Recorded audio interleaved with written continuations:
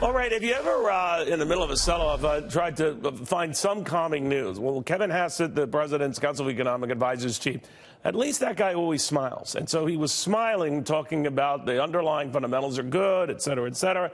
But he did posit, smiling throughout here, that it's not just going to be the Apples and the Fords that are going to feel this China pinch, that it's going to affect scores of U.S. multinationals, and they'll see it pop up in their earnings. And with a smile, he waved and went back to the White House, and everyone said, what? Anyway, the economist and author of The Capitalist Code, he's a lawyer, just a genius, actor, just a funny guy, brilliant guy, Ben Stein. Ben, you know, you're looking at this. What are the markets, you think, telling us? They're telling us that they're scared to death for a few hours of a slowdown in the U.S., of a slowdown in Apple, which weighted for the size of its capitalization is an enormous factor in all the stock market indexes, and that they're worried about Federal Reserve policy.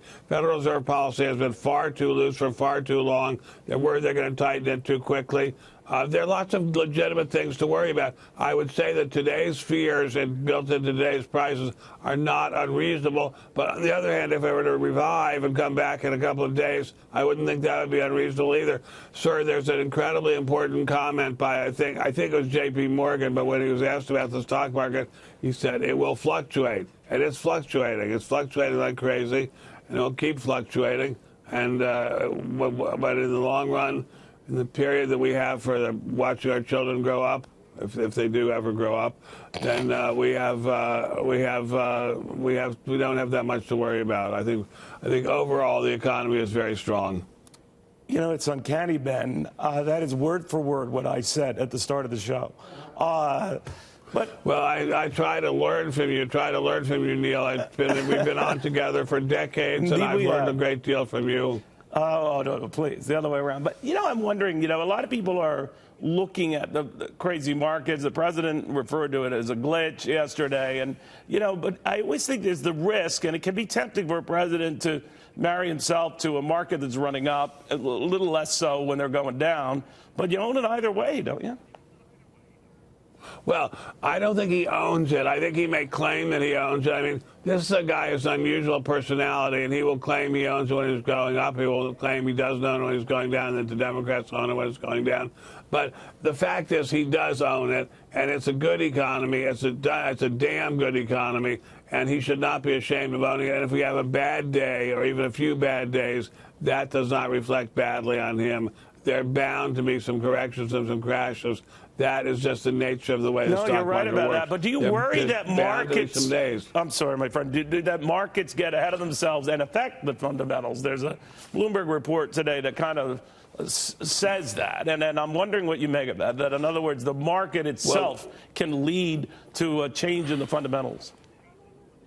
There is a very famous effect called the wealth effect, which is to say how much change in the stock market affect changes in business and household spending. And it's been found that it is not very much. So you can have a very large change in the stock market without it affecting business and household spending very much.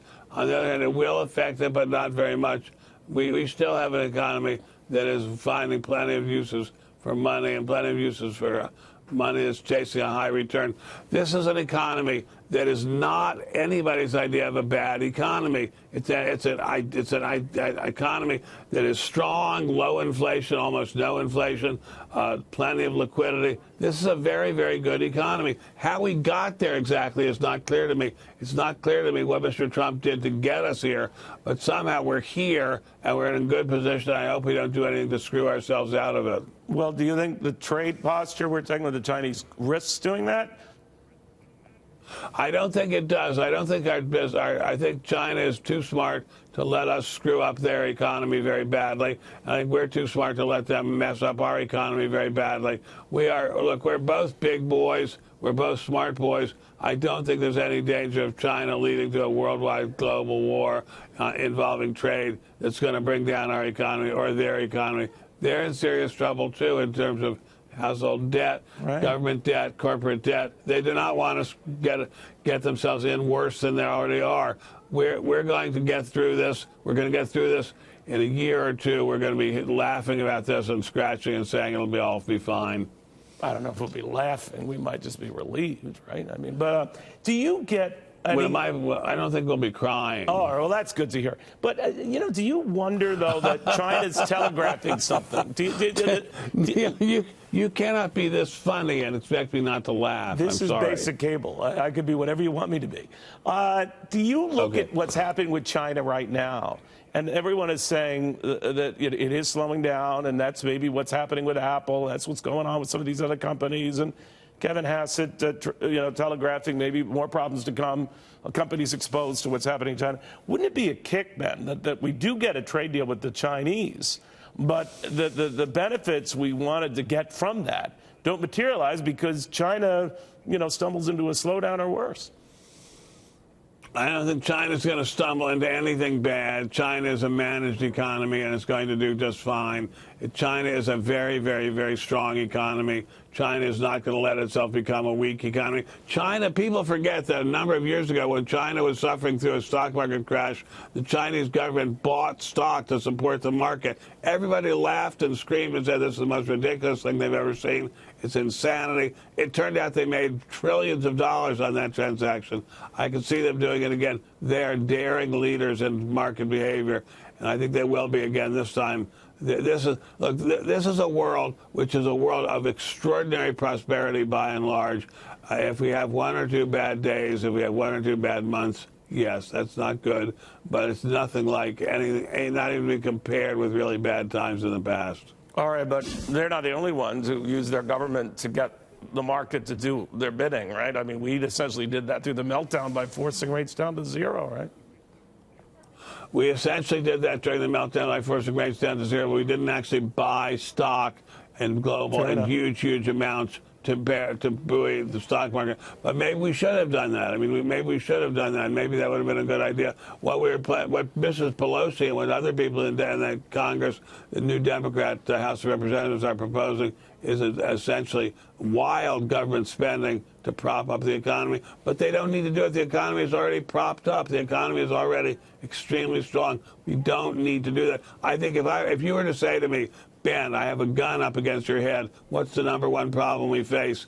I would say inflation, and I'd say closely connected to that, a real serious meltdown in terms of government financing, in terms of government default. I think you and I know, we've talked about this in the past many times, Neil, eventually there's going to be a default. We cannot avoid a default at this point. We're spending several $100 million a day on just servicing the debt. Incredible. We can't go on with this. I don't think I'd have to put a gun to your head to say that. It's right. I mean, you would just say No, you wouldn't have to put a gun to my head. All you'd have to do is say, I'm not going to give you your cheeseburger for lunch today, Ben. and I would say it. But I think we have a real serious overspending problem. It's been going on for a long time. It's ridiculous. No, you're right about that. It's insane. All right. You are not my friend. Thank you very, very much. One of the nicest guys in Hollywood. God bless you, sir. One of the smartest. All right.